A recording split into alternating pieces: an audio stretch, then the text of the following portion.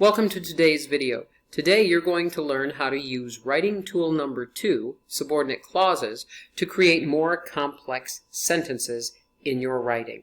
So here are our learning objectives. I want you to be able to identify required features of subordinate clauses and apply the sentence structure intentionally to future writing opportunities in order to demonstrate mastery of writing tool number 2, or subordinate clauses. Here's what you need to know. Subordinate clauses begin the sentence. Remember, this is as a writing tool.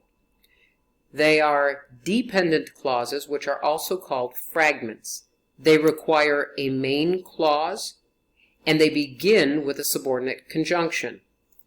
It includes a subject and a verb, and it's also offset by a comma.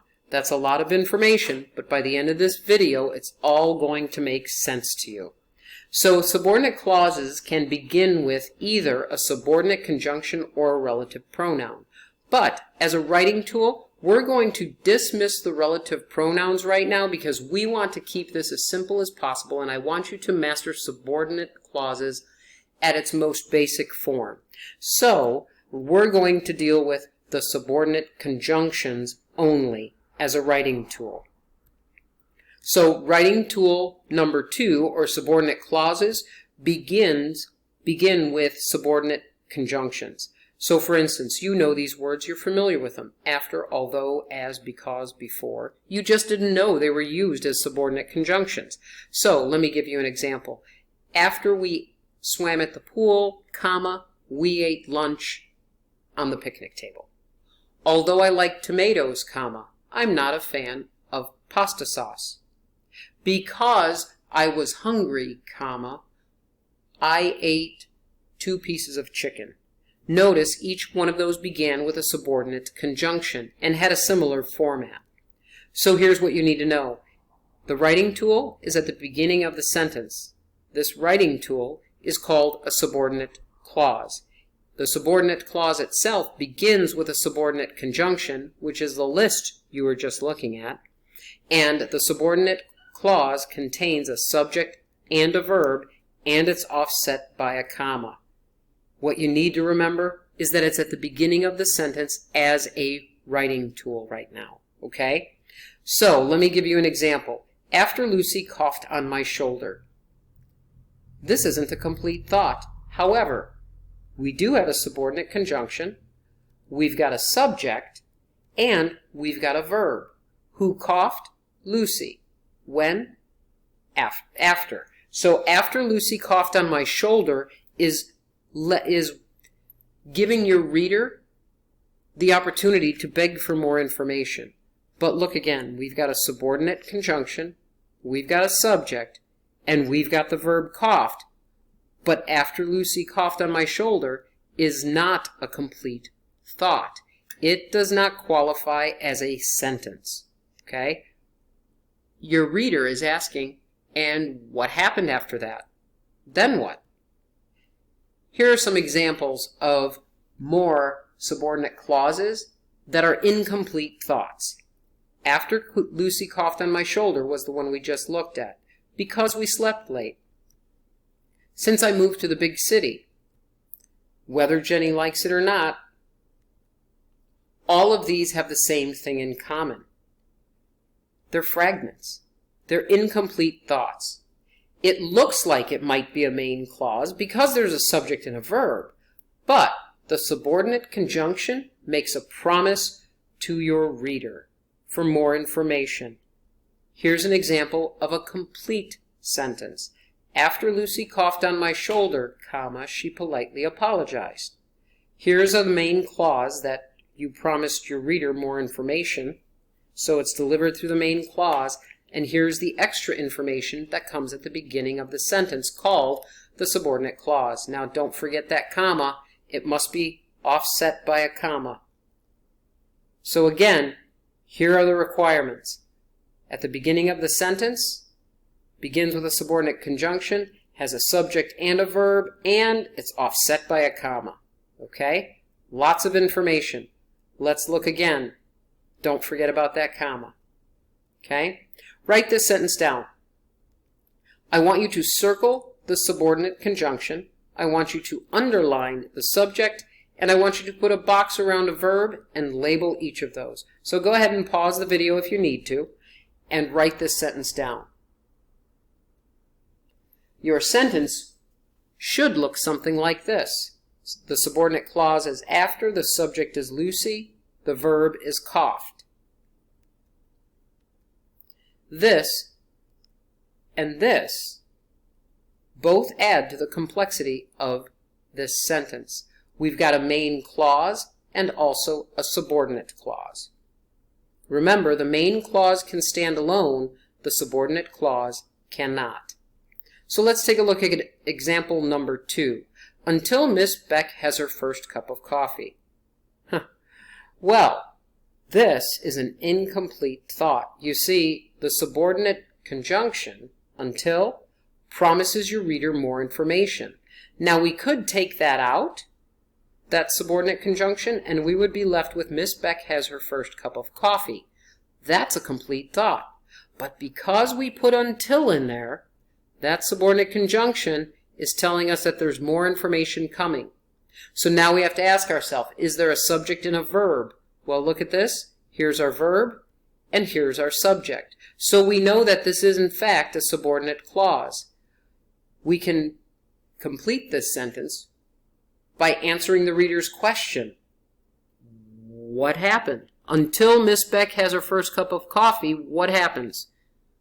We won't know that until we add the main clause. Remember, you have to put that comma there too. And then you complete the sentence. So this is what it might look like. Until Miss Beck has her first cup of coffee, comma, she does not speak. She does not speak is the main clause. It's an independent clause. It's a sentence. And this is our subordinate clause, a fragment, or a dependent clause that cannot stand alone.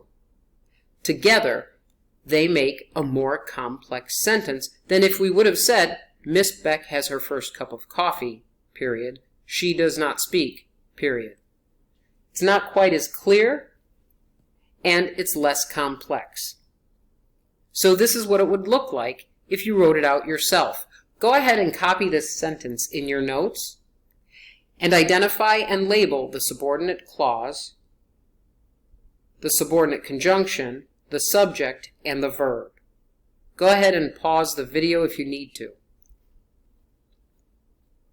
So this is what it might look like in your notes. Until Miss Beck has her first cup of coffee, comma, she does not speak. We're going to identify the subordinate conjunction, the subject is Miss Beck, and the verb is has. We added more information as the main clause, and it's she does not speak. And what's highlighted is your subordinate clause, which comes at the beginning of the sentence. I hope you're starting to understand the power of subordinate clauses, and I hope you're gaining some confidence in how to recognize them, because we're going to take a look at another one. Because Rachel walked the dog. We could take out because. Remember, because is the promise of more information. But if you just take that off, Rachel walked the dog. Because tells your reader that there's more information coming by way of a main clause or a main sentence. So I want you to write this down. Because Rachel walks the dog. Actually, change walked to walks. Okay? Change walked to walks. Write down a complete sentence. So you're going to add a comma and then complete the sentence. Pause the video if you need to.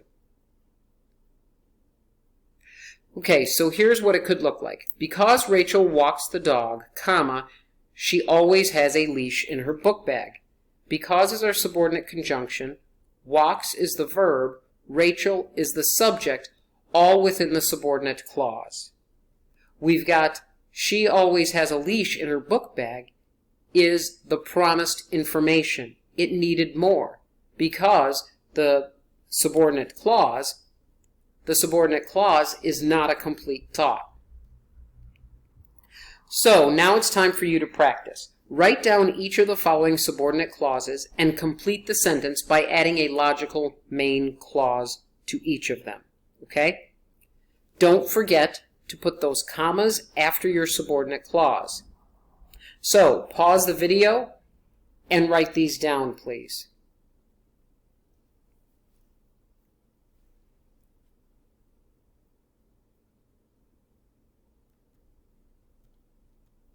Okay, now I want you to highlight the subordinate clause in each sentence, the entire subordinate clause. So again, pause the video and highlight the subordinate clause in each sentence.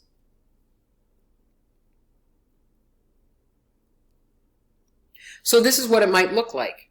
Because I love ice cream, comma, Mom buys it every week.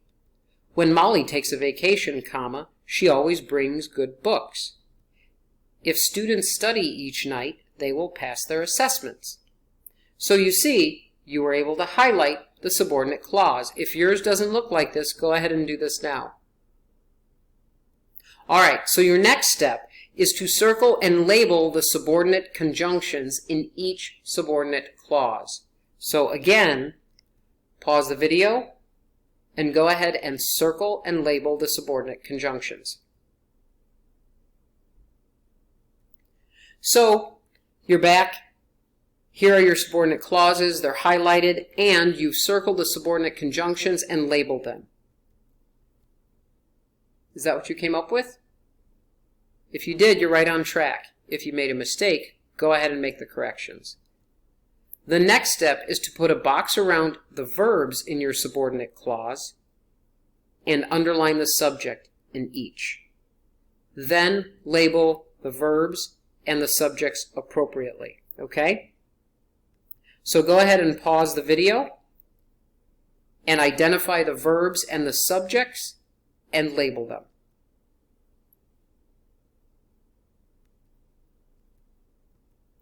Okay, so you have your subordinate conjunctions, and I ask you to identify the verbs and the subjects. So let's take a look. Here are the verbs. Love, takes, studies.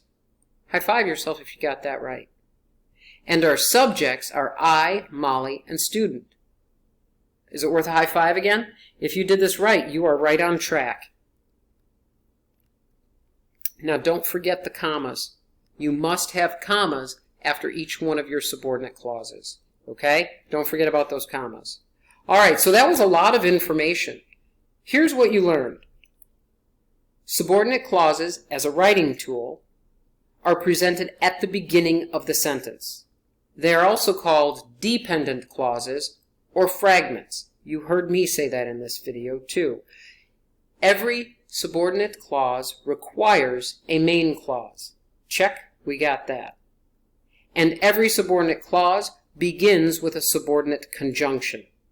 You have a list of those you can refer to. I think they're in slide 3. And every subordinate clause includes a subject and a verb. And you can't forget they're offset by commas. That's a lot of information. So here's the deal. We're going to look at just a couple of more sentences. I'm going to let you read them.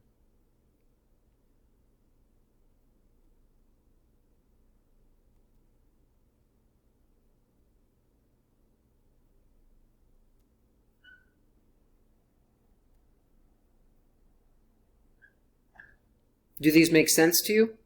If they do, you're right on target. So here's what you can do. Download the one-page summary of writing tool number 2, subordinate clauses. That's below, and that you can use for easy reference. And in the future, your objective is to take this structure and apply it to multiple different writing opportunities throughout your day so that you can gain mastery over developing sentences with this type of complexity. Thanks for spending time with me. I hope you learned something today.